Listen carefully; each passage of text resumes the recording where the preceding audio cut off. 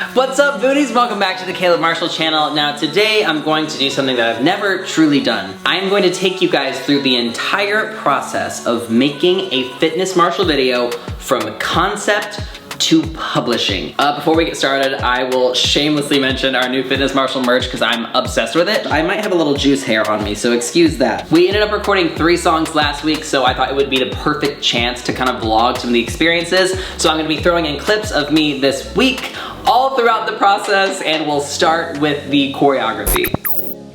The very first thing I do when I'm creating a Fitness Marshall song is I hear the song, I get inspired, and then I sit down. When I hear a song for the first time and I try to conceptualize the choreography, I need to be seated because when I'm standing up, there's too much room for me to be awkward and not know what I'm doing. That's why I love when I get inspired in the car. It's just so much easier when I'm confined. Justin Bieber's album came on and I'm really vibing with that. Intentions came on and I'm like, yes, I feel this. So I'm just gonna like vibe out, do some choreo, and see if I come up with anything. Picture perfect, you don't need no filter. This is copyright free, so I can monetize. So after I have the choreo kind of together, I like to test it out. Now I used to teach classes in college every single week, so I'd get that immediate live feedback from the audience. But since I moved to LA, it's been really difficult to know what works and what doesn't on the general population before I shoot a video. So now that we have our 60-minute weekly Booty Army sweat sessions for our YouTube members, I'm able to test out choreography before I actually shoot it and burn it into a YouTube video. Typically we like to bulk shoot and do about 3 dances at a time, release them once a week. Usually I'm choreographing everything at one time, and it gets really tricky to make every dance exactly how I want it because I kind of look at every video like something that will live on forever, kind of like a pop star when they release a single. I want people to be able to go back to this. I'm really overly particular about how the videos turn out, and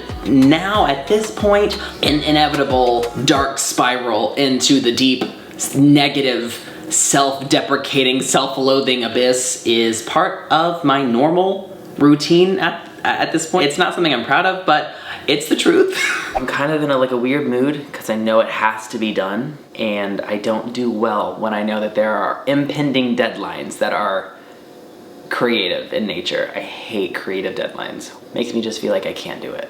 I know I've already kind of gone over it a little bit, but as far as my process for starting choreography, I listened to the song a few times through, and then that listen really determines whether it's gonna be a lot of work for me or a little bit. Because if it doesn't come to me pretty much immediately, I'm gonna just have to pull something. I just decide, I guess, the beats that I wanna hit first, and then, or like the flow and how I want my body to kind of feel when I'm doing it, and then I'll come up with moves for that part that kind of fit that feeling.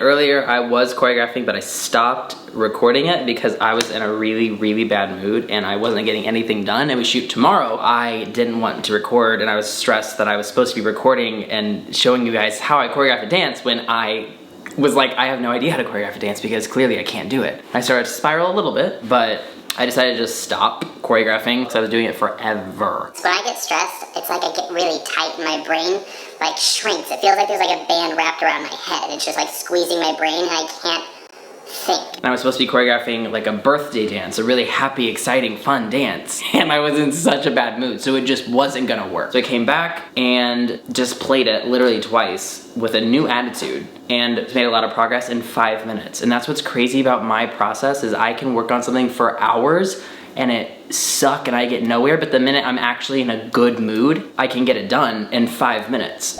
So on the day of the shoot, I'm usually still choreographing, making finishing touches, filling in gaps in the choreo, and lately I've been making notes on my iPad and just writing out things I want to say, cues I want to hit, so I get everything in a video. My main job on shoot days is just to be in the best mood possible, because at the end of the day, no matter what the choreography is, it's my mood and the way I deliver it that counts. So I just try to think positive, and no matter what state the dance is in, I just have to give it my all and give it to God. I still need the chorus for birthday. I have no chorus at all. I want this to be a dance that's like mass consumable, like React. It's gonna be a challenging one. I want birthday to be something that everybody can do, or with their family, with their friends, that's fun. So it can't be challenging, which means I'm very limited in the options that I can do. So I'm gonna really have to use my creativity and the explaining and delivery of the moves, because the moves in and of themselves are gonna be very simple. Like throw it on your face, rub it on your body, like my cake dance. It's only fun because of what I'm saying. If there was no context, that move would be really dumb.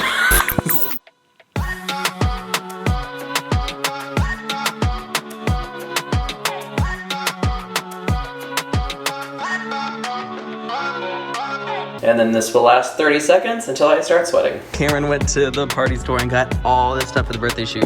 So one of the songs we're doing is Birthday, and it's about birthdays. The concept for the video Circus is basically about, you know, a circus. And we're putting out on my birthday. So Cameron went to Party City and filled the car with balloons. We always shoot at the same location if you aren't familiar with this channel. It's just so hard to find places that are free and that you can consistently count on for the same lighting, the same environment every time. So I don't feel like changing it. I think the most surprising fact about all of our shoots is that we really don't ever rehearse it. I show Haley and Cameron and Allison the choreography as soon as we get to set, play the song a few times, and then we just shoot it on the spot. So this is really intentional. Haley's someone who is a dancer. She picks up choreography instantly. You know, you can always watch her if you want to slay the choreo, kill it. But Cameron, on the other hand, is not really a dancer. This gives people of every skill level someone to watch and feel represented by, because I never want anyone to feel left out, no matter how easy or complicated the choreography is. It doesn't matter if you get all the moves right, it just matters that you're giving it your all and you will get a great workout in. Now, the other backup booty that you know is Allison. She's in a lot of the videos and she's also a trained dancer, so she picks up choreography just as quickly as Haley. So when Haley and Allison are in videos, we still always have someone do a modified version just to ensure that everyone is still represented and to show that even if you are doing the modified version, you can still be fierce, you can still be full out and get an incredible workout. Now we're at the editing process. This is the meat of it. This is my favorite part and my least favorite part. So let's go over to the editing room and I'll show you guys how I actually edited these videos.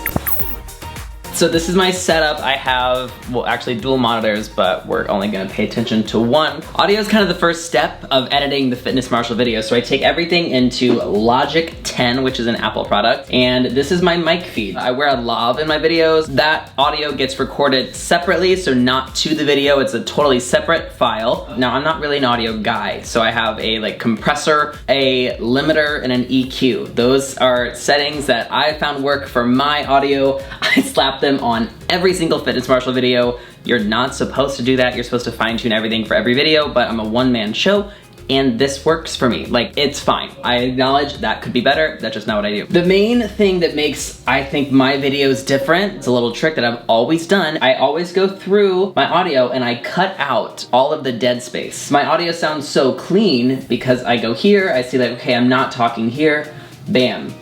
Cut that out, cut all the breathing out, everything in between, and then I just apply a fade to the beginning and end of each section that I'm cutting, so it's just a nice smooth transition, and you only hear my mic feed when I'm actually talking, and the rest of the time, you're just hearing the music. Now I take that audio, I put it into Final Cut 10, which is the editing program that I use. It's the only thing I use for video software. After I get the music track synced to the audio track. In the video, everything's together. I go into color grading. This is my favorite part. I color grade every video. I just started shooting my videos in C-Log, which is a fancy term for very, very flat. So I'm gonna show you guys what the videos look like when I start, like this.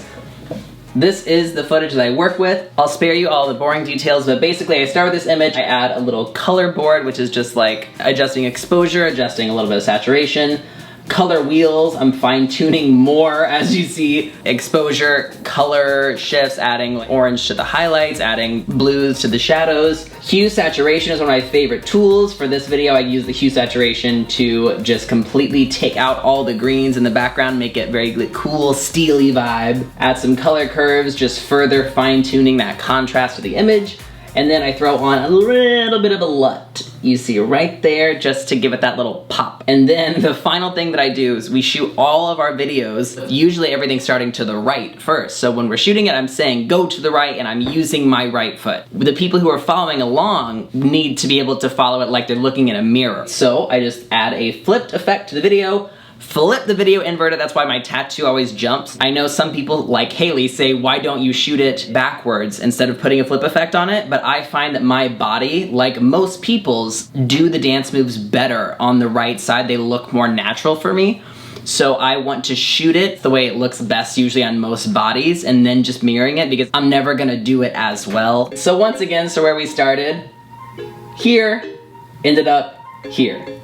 Let me take off that flip effect. Again, we started here, take it off, ended up here. Totally different, flip it, bam, you're done. The next thing I like to do is add camera movements. So I shoot everything on a tripod. It's still the entire time, and every effect I do is manually by keying the camera movements. See these little dots? This is me going in, telling the camera where to be at a specific time. It is a lot more tedious, but I love the freedom that it gives me in the editing room to do whatever I want with the shot. A lot of people would say that that's bad because it's digital zoom, which digital zoom isn't the best, but for my videos, it works. So after I get the camera movements done, I like to add some visual effects. I don't do it on every video. I usually wait and just see if I'm inspired to. For this video, I really wanted to do like a lightning storm thing. So I added some flashes, some thunder, some lightning, just to make it fun. There are times when I do have to plan when I have a specific vision for a visual effect, like in our physical video when we teleported in. I had to get an establishing shot to make that work with nothing in it, so it was a clean transition, but then people ended up actually being in the shot, so I had to manually mask them out, and that was a lot of work and awful and way too complicated. So now that we're done editing, let's go watch the video. Once I'm done with the whole editing process, I like to take it to the living room and watch it because I like to watch the video and listen to the audio on my computer monitor, then with my studio headphones. Then I take it out to the living room to see the video and how like the sound sounds on my home theater system. The audio sounds different in so many places, and I want to make sure that consistently across the board you can hear my voice over the music. And it's a nice way for me just to like see the work on the big screen because it's rewarding. Our intention with this dance is to cool you down. Okay, I'm happy with it. It's uploading. I'm gonna make the cover frame and then get it out. I'm late getting it out. Last thing I have to do before I actually release the video is do a cover frame. That is by far my least favorite part. I hate doing a cover frame, and it's also one of the most important things. The cover frame and the title are what dictates how your video performs. They all basically look the same, but I try to make them look a little different so you can differentiate them. That's by far my weakest point. So the whole thing with the cover frame is you want people to know what they're clicking on. It needs to be clear that it's a dance, so there needs to be like a full body kind of shot of people moving. But also, since my face is kind of recognizable, or people associate my face with the channel, I stand closer to the camera. So there's some depth so you can like see my face if you're just scrolling through, but then you can also see like backup booties in the background dancing and moving in case people don't know who I am and are just stumbling upon the channel, and they can like get an idea of what it's about without actually knowing. So I'm gonna hit 2 people with 1 cover frame. I actually just made it public. It just went live. I always read the comments the first couple days. Honestly, mostly the first week, but like the first day I'm really engaged with the comments because those are our real fans. After like the first week, the comments that I'm getting are more of just people stumbling on the channel, and those can, 1, not be as nice, 2, not be as helpful because they are just critical or they didn't want to be there in the first place and they just didn't mean to click on it. So I only take to heart the comments that I get in the first week. If you're commenting after the first week, I appreciate it if you're genuine, but that's a lesson it took me a long time to learn. I've been doing this for 5 years, and I'm just now like understanding not to take comments after a week seriously. And that is the entire process of making a Fitness Marshall video beginning to end. And I will again say that this is all for a video that we will make $0 on.